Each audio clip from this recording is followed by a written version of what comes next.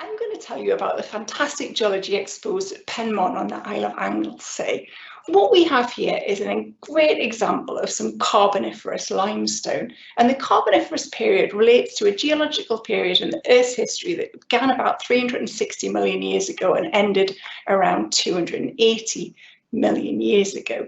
And the Welsh landscape looked very different back in the day. In fact, as a landmass, we were located about 15 degrees south of the equator. So we were this lovely tropical zone. And actually, Anglesey in North Wales was located underneath a shallow tropical ocean. Let's think Bahamas here. Anyway, in this lovely tropical ocean, you have lots of little sea critters swimming around. And these little sea critters are making their shells or exoskeletons from calcium carbonate. And calcium carbonate is present in warm tropical oceans. So they're taking this in and forming their bodies or their shells. Of course, at the end of their life, these little sea critters pass on, fall to the bottom of this shallow ocean and start to form layers known as bioclastic layers. And these layers build up and build up and build up.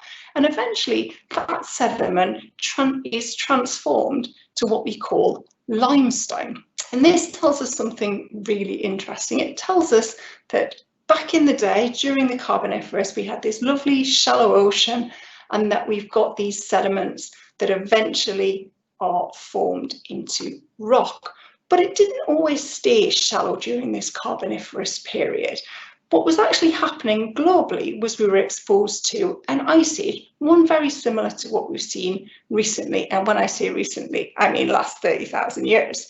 So we had actually a falling and rising sea level during this time. And we actually get another example that tells us we actually had a very high sea level during parts of the Carboniferous period. And what we get is something called shale interbedded, so layers of limestone and shale at this exposure at Penmon. And shale is formed from fine, sort of muddy sediments. And to get muddy sediments, you have to have sort of deep ocean environment. So we've got this fantastic sequence at Penmon that tells us that not only did we have fluctuating sort of sea levels, the rising and falling, also the fact that the critters that formed these limestones lived in shallow tropical seas. So we've got this real history here when we're looking at the sequence at Penmon.